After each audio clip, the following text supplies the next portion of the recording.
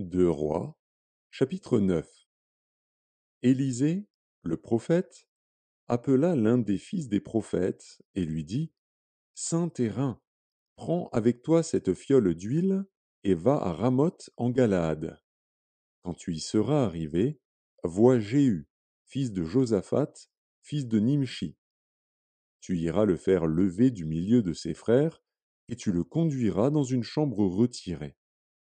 Tu prendras la fiole d'huile que tu répandras sur sa tête et tu diras: Ainsi parle l'Éternel, je t'oins roi d'Israël. Puis tu ouvriras la porte, et tu t'enfuiras sans t'arrêter. Le jeune homme, serviteur du prophète, partit pour Ramoth en Galaad. Quand il arriva, voici, les chefs de l'armée étaient assis. Il dit: Chef, j'ai un mot à te dire. Et Jéhu dit: Auquel de nous tous? Il répondit: À toi, chef. Jéhu se leva et entra dans la maison, et le jeune homme répandit l'huile sur sa tête, en lui disant: Ainsi parle l'Éternel, le Dieu d'Israël. Je t'oins roi d'Israël, du peuple de l'Éternel. Tu frapperas la maison d'Akab, ton maître, et je vengerai sur Jézabel le sang de mes serviteurs, les prophètes, et le sang de tous les serviteurs de l'Éternel. Toute la maison d'Akab périra.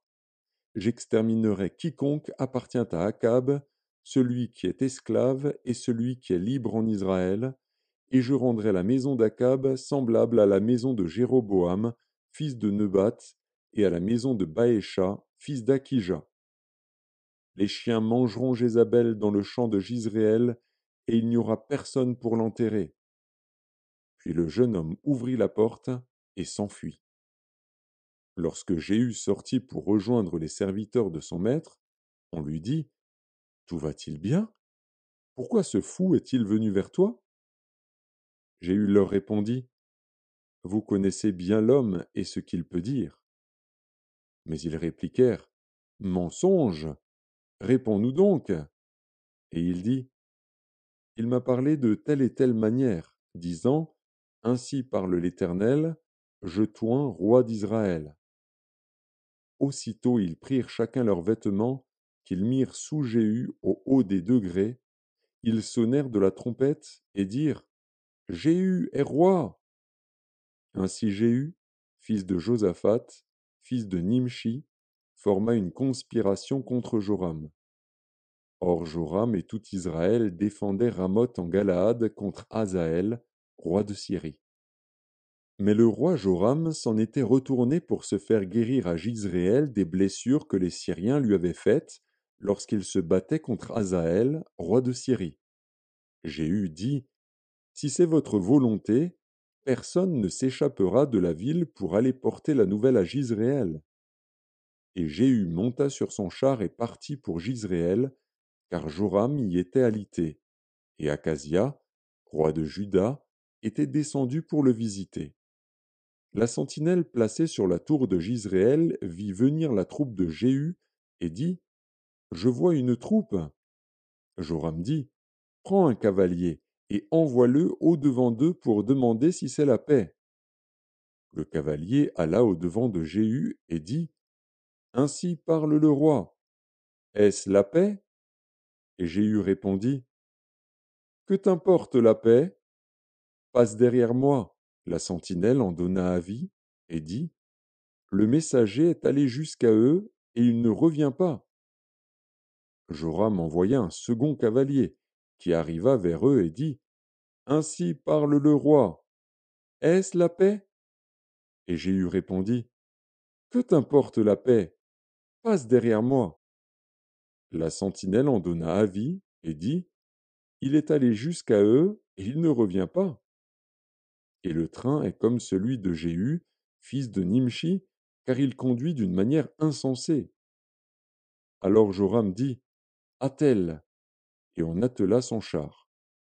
Joram, roi d'Israël, et Akazia, roi de Juda, sortirent chacun dans son char pour aller au-devant de Jéhu, et ils le rencontrèrent dans le champ de Naboth de Jizréel.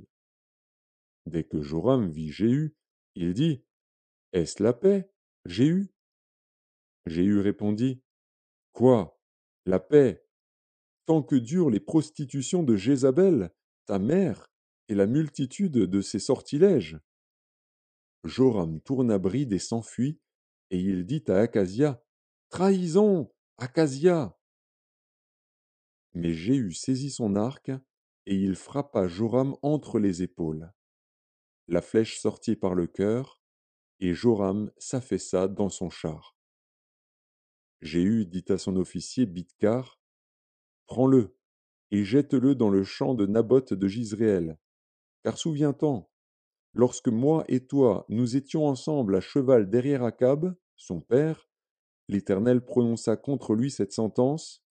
J'ai vu hier le sang de Naboth et le sang de ses fils, dit l'Éternel, et je te rendrai la pareille dans ce champ même, dit l'Éternel. Prends-le donc, et jette-le dans le champ, selon la parole de l'Éternel. Akazia, roi de Juda, ayant vu cela, s'enfuit par le chemin de la maison du jardin. Jéhu le poursuivit et dit, lui aussi, frappez-le sur le char. Et on le frappa à la montée de Gur, près de Gibléam. Il se réfugia à Megiddo, et il y mourut. Ses serviteurs le transportèrent sur un char à Jérusalem, et ils l'enterrèrent dans son sépulcre avec ses pères, dans la ville de David. Akazia était devenu roi de Juda la 11e année de Joram, fils d'Akab. Jéhu entra dans Jizréel. Jézabel, l'ayant appris, mit du fard à ses yeux, se para la tête et regarda par la fenêtre. Comme Jéhu franchissait la porte, elle dit, est-ce la paix, nouveau Zimri, assassin de son maître? Il leva le visage vers la fenêtre et dit, qui est pour moi? Qui? Et 2 ou 3 eunuques le regardèrent en s'approchant de la fenêtre. Il dit, jetez-la en bas. Ils la jetèrent, et il rejaillit de son sang sur la muraille et sur les chevaux.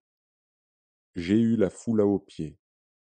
Puis il entra, mangea et but, et il dit, allez voir cette maudite, et enterrez-la, car elle est fille de roi. Ils allèrent pour l'enterrer, mais ils ne trouvèrent d'elle que le crâne, les pieds et les paumes des mains. Ils retournèrent l'annoncer à Jéhu, qui dit, c'est ce qu'avait déclaré l'Éternel par son serviteur Élie, le Tishbite, en disant, les chiens mangeront la chair de Jézabel dans le camp de Jizréel. Et le cadavre de Jézabel sera comme du fumier sur la face des champs, dans le champ de Jizréel, de sorte qu'on ne pourra dire, c'est Jézabel.